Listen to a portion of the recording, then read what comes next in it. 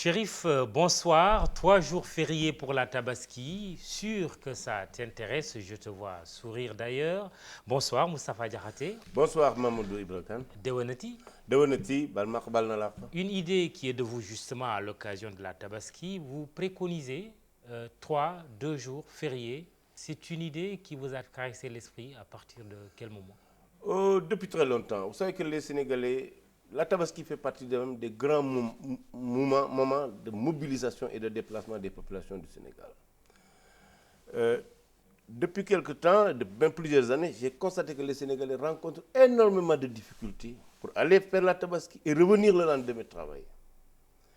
Puisque pour moi, la politique, c'est essayer de trouver des solutions aux problèmes des gens, j'estime qu'on peut effectivement donner plus de jours chômés et payés pour la Tabaski, sans pour autant augmenter le nombre de jours fériés au Sénégal, qui est de 14.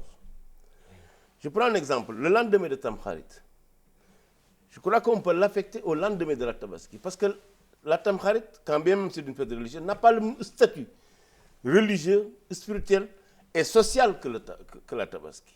Donc on peut effectivement déplacer ce jour-là, le lendemain de Tamkharit, au lendemain de la Tabaski. Ce qui fait que donc on gagne un jour sans en augmenter aucun pour le nombre de jours fériés au Sénégal. Il y a une disposition qui dit que quand une fête légale tombe le dimanche, le lendemain, lundi, est férié. Cette disposition, de mon point de vue, on peut la faire sauter, la supprimer.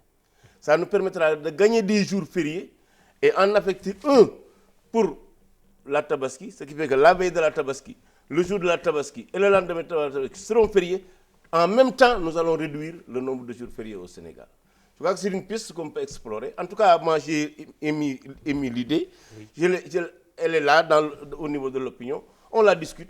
Si les Sénégalais tiennent à ce qu'effectivement, on donne à la Tabaski 3 jours, il n'y a aucune difficulté à ce que soit je prends ça en charge avec les collègues comme proposition de loi, ou bien le gouvernement le prend comme proposition de loi. Justement, vous allez faire une proposition de loi. Absolument, en fonction du débat, en fonction de l'acceptabilité ou du rejet de la proposition. Oui, mais on sait que vous êtes le président du groupe parlementaire de la majorité. Non, quand je dis acceptabilité, c'est au niveau de l'opinion. Le débat est lancé. Oui. J'en parlerai avec qui de droit. Oui. Et à part qui de droit, c'est qui?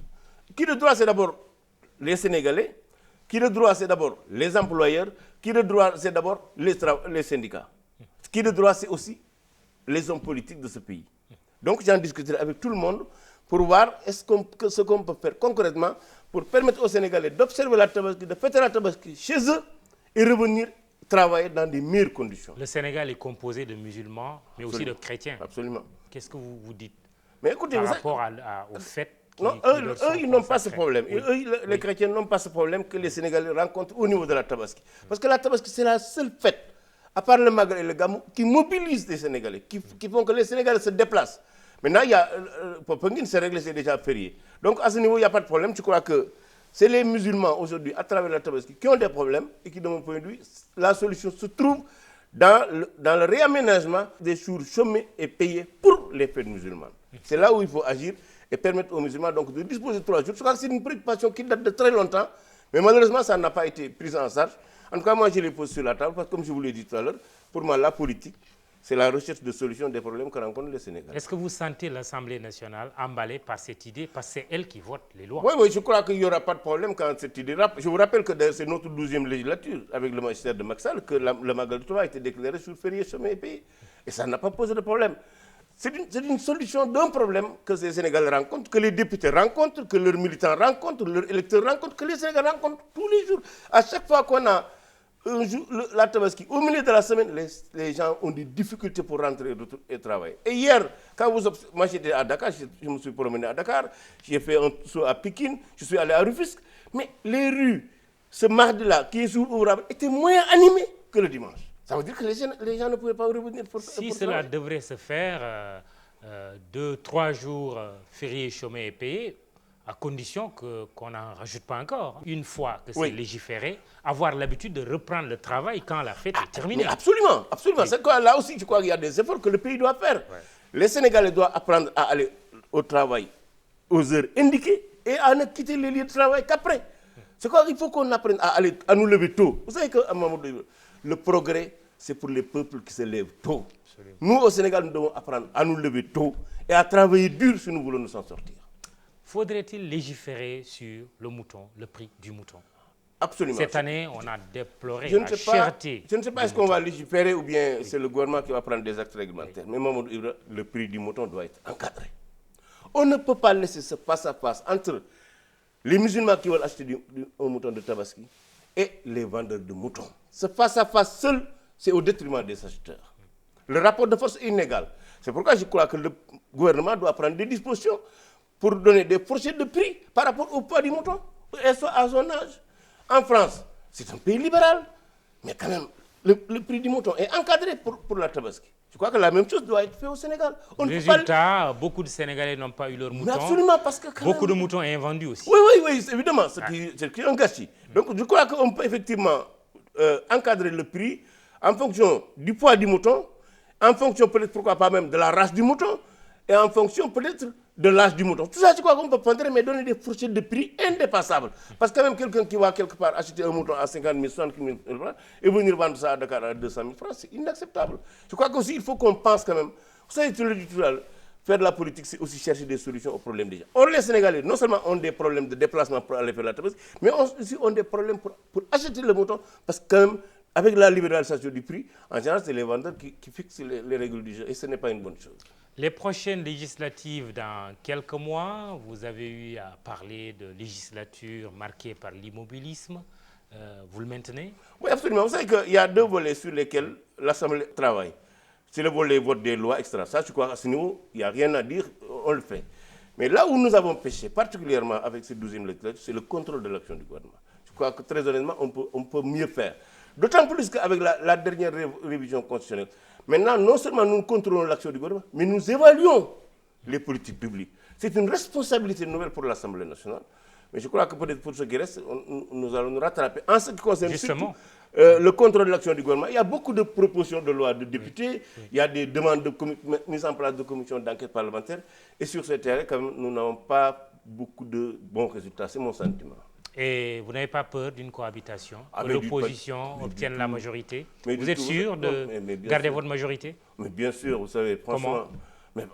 Parce qu'avec les résultats que nous avons, je crois que les Sénégalais ont vu ce que le président Macky Sall a fait depuis qu'il est au pouvoir. Les Sénégalais auront aussi hâte de lui donner encore une majorité pour l'accompagner à réaliser ses engagements pour le pays. C'est aussi simple que ça. Avec une autre législature marquée par l'immobilisme? Non, écoutez, vous savez que ça dit, il y a deux volets, je vous dis qu'en matière de vote des lois, tout ça, nous le faisons et nous l'avons bien fait. Il n'y a pas eu de blocage à ce niveau-là.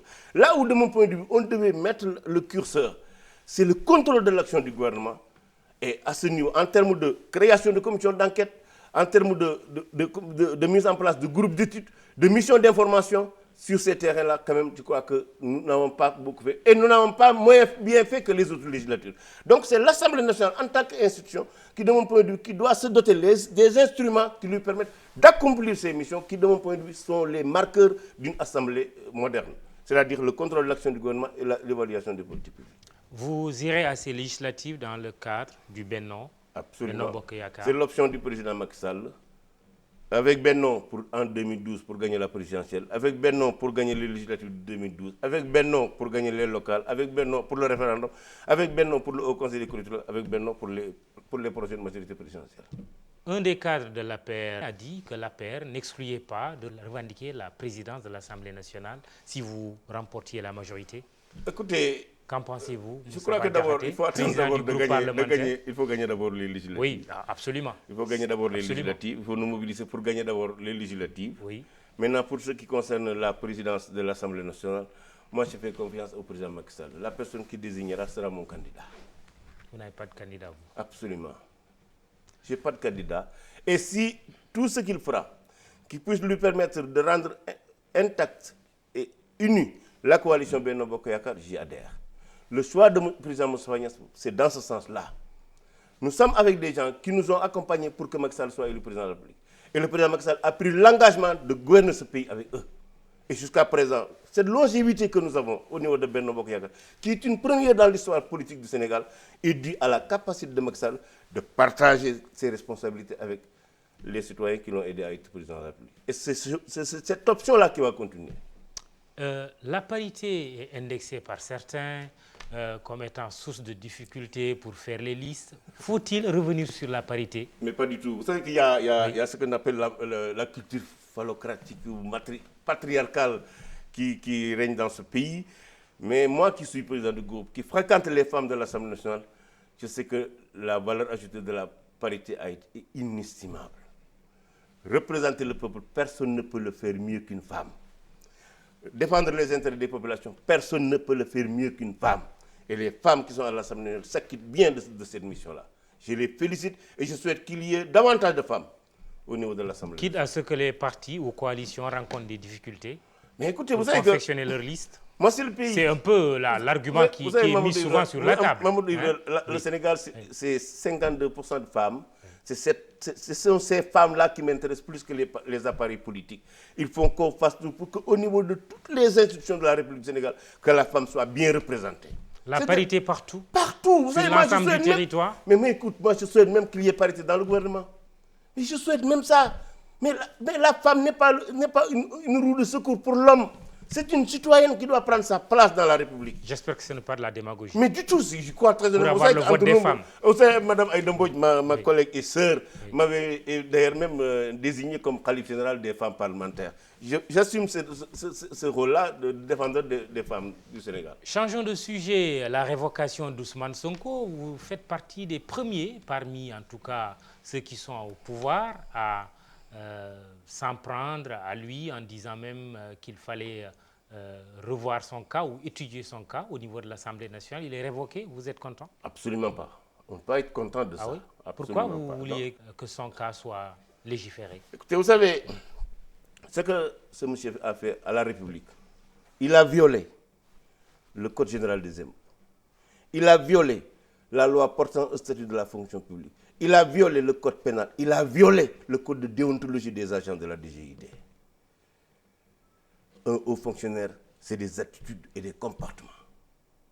Il lui interdit un certain nombre de comportements. Il l'a fait délibérément. Ce que je regrette, je crois qu'il a fait preuve d'ailleurs de cynisme. En cherchant d'utiliser cette situation pour se victimiser et passer comme étant un des saints de la classe politique. Qu'est-ce qu'il a violé, par exemple? Qu'est-ce qu'il a dit qu'il n'aurait pas dû dire? D'abord, il a dans un premier temps dit que les députés ne payent pas l'impôt. Bon, c'était sur le site du ministère de l'économie, une dette fiscale de l'Assemblée nationale. Vous et moi, Mamadou Ibra, nos impôts sont coupés à la source, tout comme lui. Ensuite, quand ça a été démenti, quand on a sorti nos bulletins, il a dit que nous ne payons pas assez l'impôt. L'Assemblée ne reverse pas. L'Assemblée a montré qu'effectivement il y avait reversement. Il y avait une dette fiscale aussi. Il dit que nous ne reversons pas assez. Ouais. Mais la DGID et l'Assemblée nationale ont un problème d'interprétation des conditions de prélèvement des revenus des députés. Vous savez que l'impôt qui est applicable aux députés, oui, c'est le même que l'impôt qui est appliqué ce qu'on appelle au fonds commun. Ce n'est pas sur la totalité de l'argent que nous recevons que nous payons l'impôt. Et d'ailleurs, dans les calculs que la DGID a fait, même les véhicules qu'on nous a donnés, on a voulu les imposer. Comment peut-on imposer un véhicule de fonction? Et le fait de le dire, ça vaut une révocation? Non, vous savez que moi, ce que je vous dis, oui, c'est violer le Code général des impôts, qui lui interdit ce qu'il a fait. Oui. C'est violer le statut de la fonction publique, qui lui interdit ce qu'il a fait. C'est violer le Code pénal, qui lui interdit ce qu'il a fait. C'est violer le Code de déontologie des agents de la DGID. Écoutez-moi, si vous voulez bien, je vais vous lire même une disposition de ce code-là, qui dit ceci. L'agent des impôts et des domaines est tenu par l'obligation de réserve à l'égard des controverses politiques ou idéologiques, même en dehors de son service. Même dans sa maison, même dans sa chambre, il ne doit pas jamais quitter l'obligation de réserve. Est-ce que vous, en tant qu'Assemblée nationale, vous n'auriez pas dû plutôt vous pencher sur ce qu'il a dit, par exemple une enquête parlementaire sur les contrats de pétrole et de gaz? Non mais écoutez, vous savez, ça n'a rien à voir. Vous parlez d'autre chose. Puisque vous parlez de contre de l'action gouvernementale. Oui, il a mis en avant aussi des informations vraies ou fausses sur les contrats de pétrole et de gaz. Moi, tout ce qui m'intéresse, même le non-reversement de l'impôt par l'Assemblée, ce n'était pas ça mon problème. Parce que le député n'est pas coupable. Moi, j'ai défendu les 150 députés de la République du Sénégal. Oui. Il a dit que nous ne payons pas l'impôt. Il nous a présenté sous les traits de délinquants fiscaux. Nous sommes des citoyens de ce pays. Nous avons des femmes et des enfants. Oui, d'accord. Quand quelqu'un nous décrédibilise à ce point, oui. Il a fait du tort. Il a fait du tort à 150 députés. Oui. En faisant du tort à 150 députés, il a fait du tort à l'État du Sénégal. Maintenant, pour revenir à l'Assemblée, pourquoi pas une enquête parlementaire sur toutes ces informations vraies ou fausses sur les contrats de pétrole et de gaz? Quel contrat de pétrole? Quand on me dit oui, bon, il n'y a aucun contrat. Non, je vais vous dire. Quand on me dit qu'il y a une licence qui a été accordée à l'UNSAL au mois de janvier 2012. Oui. Au mois de janvier 2012. Et on veut l'imputer à Macky Sall. C'est se moquer de l'intelligence des Sénégalais. Au mois de janvier 2012, Macky Sall était en train de sillonner le pays pour battre Abdoulaye Wade. C'est Abdoulaye Wade qui a donné cette licence à Aliou Sall, Abdoulaye Wade et son fils Karim, qui ont donné cette licence à Aliou Sall. C'est à eux qu'il faut. Oui, au-delà de la personne d'Aliou Sall, est-ce que l'Assemblée n'a aucun rôle à jouer? Absolument, nous n'avons que des rôles à jouer. Oui. Vous savez que en quoi faisant, par exemple? Est-ce qu'une enquête parlementaire pourrait être faite? Les instruments que la République a mis à notre disposition. Oui. Commission d'enquête parlementaire. Oui. Mission d'information. Oui. Groupe d'études. Oui. Tous ces instruments, nous devons les utiliser pour qu'à chaque fois qu'une question de controverse est posée dans l'opinion, nous puissions... Et vous allez le faire? Je le souhaite. Vous savez déjà, vous pouvez le faire en tant que président du groupe parlementaire de la majorité. Déjà en tant que président du groupe, j'ai au minimum 3 ou 4 demandes de commission d'enquête parlementaire qui n'ont pas encore connu de suite. Merci Moustapha Diakhaté. C'est moi qui vous remercie. D'être venu à l'invité du 20h. Chérif, c'est tout pour ce soir. Le rendez-vous demain sera assuré par Antoine Diouf. Excellente soirée.